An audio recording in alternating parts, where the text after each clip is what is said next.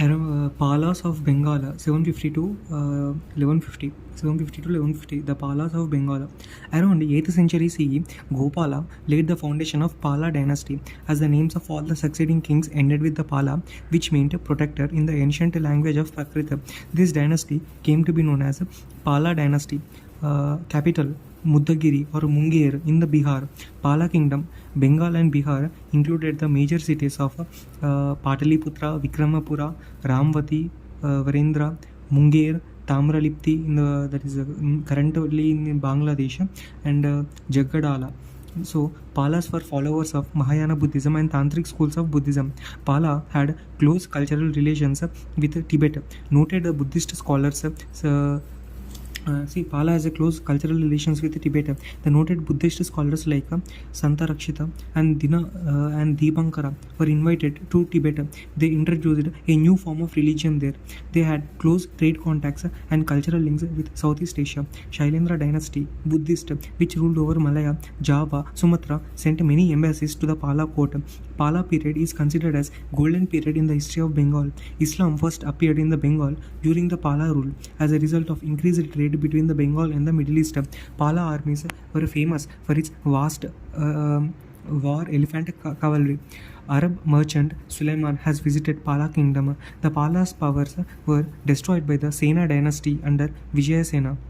And now next topic is Rashtrakutas of Deccan. Rashtrakutas meaning the chief of Rashtra. The Rashtrakutas time period is 750 to again 973. 753 to 973. The Rashtrakutas meaning the chief of a Rashtra. They considered as feudatory of the Chalukyas. I mean Rashtrakuta means chief of Rashtra. They considered as a feudatory of Chalukyas.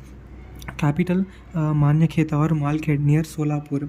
They achieved spectacular military success in the north and south, and in tripartite struggle they mostly defeated the Palas and the Pratiharas, Gurjara Pratiharas. Rashtrakuta fought constantly against the eastern Chalukyas of Vengi and Pallavas of Kanchi and Pandyas of Madurai. Krishna III was the last great ruler of Rashtrakutas. In 972 CE, capital city was burnt to ashes by the united opponents. This marks the end of Rashtrakutas. They were tolerant in their religious views and patronized Shaivism, Vaishnavism and Jainism. Rashtrakuta rule lasted in the Deccan for almost 200 years till the end of 10th century. They were tolerant in their religious views and patronized Shaivism, Vaishnavism and Jainism. Rashtrakuta rule lasted over nearly almost 200 years till the end of the 10th century. And the most famous rulers a list of rulers under the Rashtrakutas like Danti Durga, Krishna I, Dhruva, Amogha Varsha, Danti Durga. He is the feudatory of the Chalukyan king Kirti Varman II. Founded the Rashtrakuta kingdom in 753 CE. Name Danti Durga means he whose elephant is his fortress. Also signifies his military feats and accomplishments. Krishna I gave final blow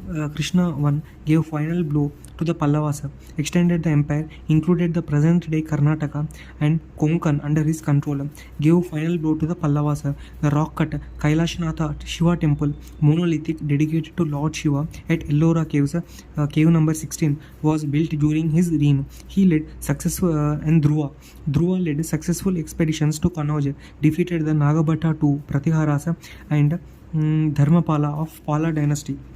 Amogha Varsha, called Ashoka of the South, also compared to Gupta king Vikramaditya. Amogha Varsha I, he was called Ashoka of the South, and also compared Gupta king Vikramaditya. Built new capital city at Manyakheda, Malkhed, assuming the title Veeranarayana. Defeated eastern Chalukyas, maintained friendly relations with neighbors. He wrote Kaviraja Marga, Kannada, and Prashnottara Ratnamalika in Sanskrit, and he was the follower of Jainism. He wrote Kaviraja Marga, the earliest Kannada work on poetics, and Prashnottara Ratnamalika in Sanskrit, which is considered as a writing of high merit. After his death, all his opponents united against his successor, and in 1972 he sacked the Rashtrakuta capital Malkhed and burnt it to ashes. This marks the end of the Rashtrakutas. The system of administration in all three dynasties were based upon the ideas of practices of the administration. Like see, all the system of administration of these three dynasties, who Gurjara Pratiharas, the Palas of the Bengal, and Rashtrakutas of the Deccan, were based upon the ideas and practices of the Gupta Empire. King was head of the administration and commander-in-chief of the armed forces. He also dispensed justice. King was assisted by a number of ministers, that is king and commander-in-chief both will be there. These ideas was based on the practices of the Gupta Empire. The king was assisted by a number of ministries, generally from the leading families, and their position was hereditary. Directly administered the territories and were divided into Rashtra. Rashtra means province, and Visaya. Vishaya means districts, and Bhukti. Head of the Rashtra was Rashtrapati, and also similar functions as the Uparaika performed in the Pala and Pratihara. The Rashtrapati has a similar functions similar to the Uparaika performed in the Pala and Pratihara. Village was smallest unit. The village headman carried out duties with the help of Grama Mahajana or Grama Mahattara, village elders. Village also had committees to manage schools, tanks, temples, etc. Law and order in the towns and the area in their vicinity was responsible of law and order in the towns and the areas in their vicinity was responsibility of Koshtapala or Kotwal. Nad Gaundas or Desha Gramakutas were hereditary revenue officers. See, law and order was the responsibility of the Kotwals, means police, like police or Kostapala, and Nad Gaundas and Desha Gramakutas were hereditary revenue officers. And social religious things like society was divided into various castes and based on their profession. Guilds occupied an important position in the society. They were tolerant to various faiths. Amogavarsha endorsed Jainism.